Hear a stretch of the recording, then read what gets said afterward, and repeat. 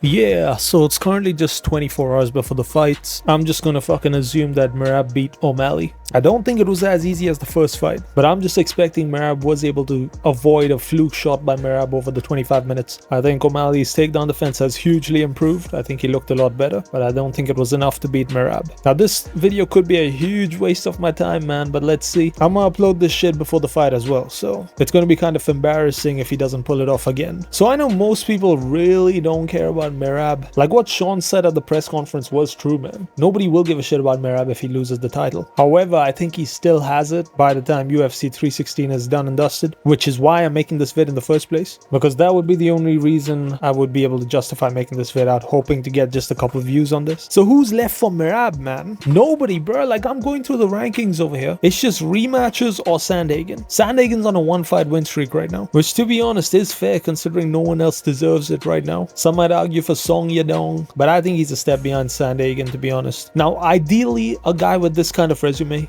as goated as Merab's is, would challenge a guy from another division. Worst case scenario, a guy from the division below, where he couldn't gain a belt, but he could gain a lot of legacy. Or the guy above, where he could challenge for that double title. But like Merab admitted, he respects Volk way too much. He think he would whoop him, which I would have to agree with, you know. Volk has a lot of the same attributes as Merab does, but he's just bigger and stronger and just has better striking. And he might even be faster, which is insane. So yeah, Merab would be toast if he moved up, and besides he respects Volk, they're both kind of buddies. Now Pantoja could move up as well. I mean, that would be a super fight, man. Pantoja versus Merab. Whoo! But unfortunately, Pantoja said he is content with staying at flyweight. Honestly, I don't think moving up would be good for Pantoja either, as he's kind of relies on size and strength as well, you know. Similar to Islam in a way, which is why I'm picking Jack de la Madalena over him. But that's besides the point. So here are the options we have for Merab. And Merab likes staying active, man. Like he's gonna want to fight within the next 3 to 4 months.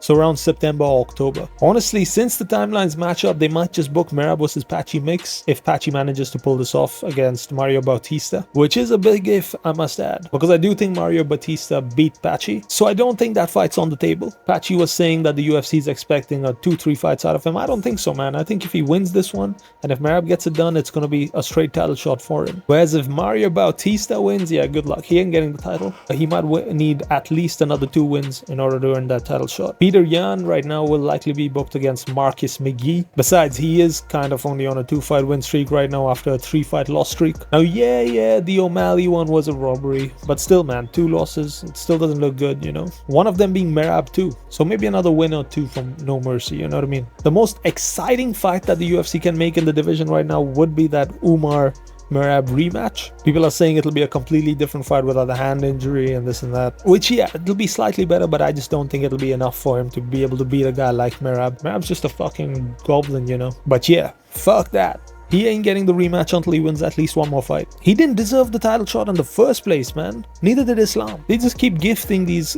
Khabib guys like these title shots like it's nothing. People forget, man. Anyways, I think they should book Umar versus Song Yadong for the #1 contender fight. If Patchy Mix loses, that is. Which, like I said, I think he did. And yeah, apart from all of this, the only option we really have is Merab versus Sandhagen, it seems. As a co-main event of a pay-per-view or something. Maybe even the main event of a fight night. I mean, it's weak as fuck, man. Let's be real. We've really run out of options in the division for the next few months at least. Honestly, we kind of need Patchy to win if you want to see some kind of progress in the division. Now, I want Mario to win, and I think Mario is going to get the better of him. So Sandhagen versus Merab it is as a co-main event in September or October. Absolutely beautiful. Now, there'll be absolutely no hype behind this fight at all, but stylistically, it's very interesting, man. It's a very interesting fight. Similar to what we just saw, which I haven't seen, but similar to the O'Malley Merab fight. It's a very interesting matchup stylistically, but there's no hype behind it. But I think once it gets closer on fight week, there will be some hype behind it, but it's just not going to sell the right pay-per-views. But yeah, that's it for this one, man. I'll see y'all after the fights, man. Take it easy.